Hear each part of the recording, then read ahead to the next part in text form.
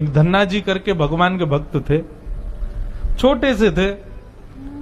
घर में संत आए, संत शालिग्राम भगवान की सेवा करते थे।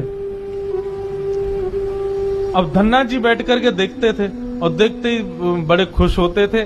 कभी दही से स्नान, दूध से स्नान, पंचामृत से स्नान, जल से स्नान, फिर इत्र आदि लगा के, तिलक लगा के उनकी आरती पूजा, तुलसी अर्पण, ये सब देख करके धन्ना जी को बड़ा आनंद आता था।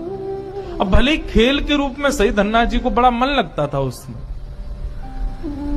कुछ दिन बाद संत जाने लगे तो धन्ना जी रोने लगे, बोले कि आप तो चले जाओ लेकिन अपने ठाकुर जी मुझको दे जाओ, उनकी सेवा मैं करूंगा। अब तो इतना रोए, इतना रोए, इतना रोए धन्ना जी कि संत का निकलना मुश्किल हो गया।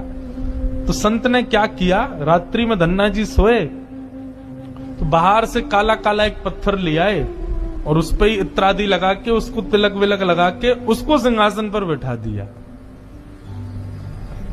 और अपने ठाकुर जी को नीचे बैठा दिया। धन्ना जी सुबह बोले, संत जी आप मत जाओ, छोटे बालक।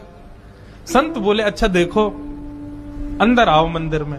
मंदिर में गए तो बोले, देखो वो तो सिंहासन पर ठाकुर जी बैठे और नीचे हमारे ठाकुर जी बैठे, बताओ तुमको कौन से चाहिए।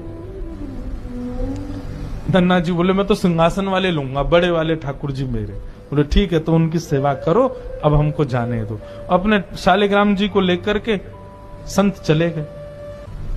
अब धन्ना जी उस पत्थर की सेवा करते हैं, असली शालिग्राम तो संत अपने संग ले गए, लेकिन धन्ना जी इतने भाव से सेवा करते थे। महाराज लाल तिलक लगाने के लिए मां ने रोली नहीं दिलाई तो ईंट ले आए, ईंट को घिस करके उसी से लाल लाल रोली बना दी, वही लगाते। भोग धराने के लिए फल तोड़ लाते। मतलब सेवा की व्यवस्था नहीं होती थी तो धन्ना जी कैसे ना कैसे करके करते थे। छोटे से बालक हैं, खेल खेल में सेवा करते थे। बीच में संत किसी और के घर में आए तो धन्ना जी वहां जाके अपनी सब सेवा बताते, मैं ऐसे ऐसे करता हूं। संत बोले, भोग नहीं लगाते अपने ठाकुर जी का। बोले भोग, बोले तुमको भूख लगती है। बोले हाँ, ऐसे ठाकुर जी को भी भोग लगाना चाहिए ना। छोटे बालक को ऐसे ही समझा दिया।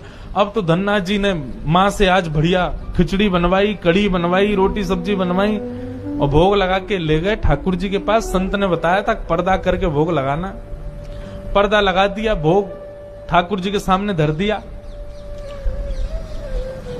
धन्ना जी बार बार पर्दे में से देखें, खा ही नहीं रहे, ठंडा हो जाएगा भोग।